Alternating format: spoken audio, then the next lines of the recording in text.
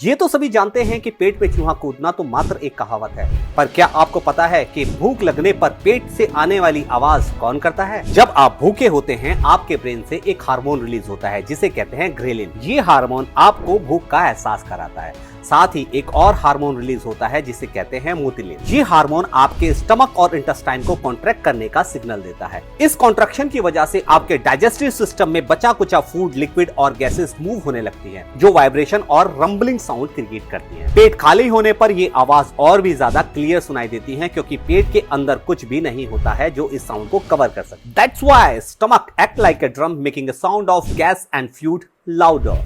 ऐसे ही और इंटरेस्टिंग फैक्ट जानने के लिए हमें फॉलो करें।